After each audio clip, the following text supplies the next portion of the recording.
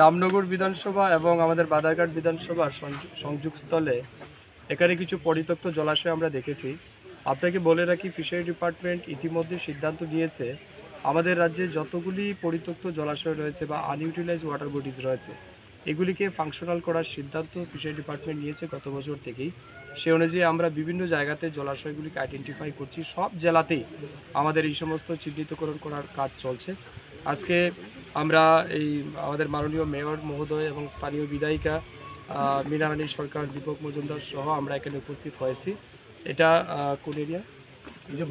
বট্টপুকুর এরিয়াতে আমরা এসেছি, 37 নম্বর ওয়ার্ডে। তো এখানে একটা পরিত্যক্ত জলাশয় রয়েছে যেটা আমাকে মেয়র ইন কাউন্সিল গত রিভিউ মিটিংয়ে উনি তুলেছিলেন সেই দাবি।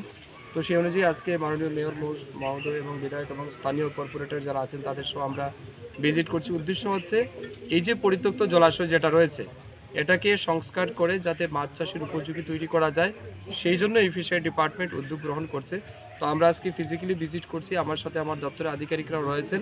আমরা সেটাকে খুব দ্রুত চিহ্নিত করে আমাদের ইঞ্জিনিয়াররা এখানে আসবে এবং এগুলি করে আমরা আগামী দিন এই জলাশয়কে মাছ চাষের জন্য আমরা তৈরি করব। কারণ আমাদের লক্ষ্য হচ্ছে মাছের যে চাহিদা আমাদের রাজ্যে রয়েছে এই চাহিদা পূরণ করার জন্য কোনো জলাশয়কেই ফেলে রাখা যাবে না, সমস্ত জলাশয়গুলিকেই মাছ চাষের আওতায় যুক্ত করতে হবে। এই উদ্দেশ্য নিয়ে আজকে আমরা এসেছি এবং আমরা খুব দ্রুত তার কাজ শুরু করব ফিশারি ডিপার্টমেন্টের মাধ্যমে। এটা কি সারা রাজ্যে এখন পর্যন্ত প্রায় আমরা 200-এরও বেশি ওয়াটার বডিজ আইডেন্টিফাই করেছি যেগুলি আনইউটিলাইজ কন্ডিশনে রয়েছে।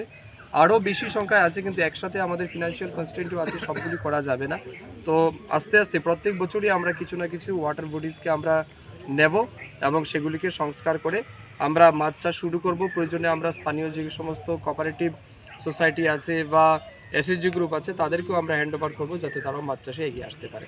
আমাদের মূল লক্ষ্য মাছ চাষ যাতে আমাদের রাজ্যে আরও বৃদ্ধি করা যায়, মাছে যাতে রাজ্যকে স্বয়ংসম্পূর্ণ করা যায়, পাশাপাশি বেকার যুবতীদের যাতে কর্মসংস্থান প্রদান করা যায়, এই লক্ষ্যেই ফিশারি ডিপার্টমেন্ট নিরলসভাবে কাজ করে চলছে।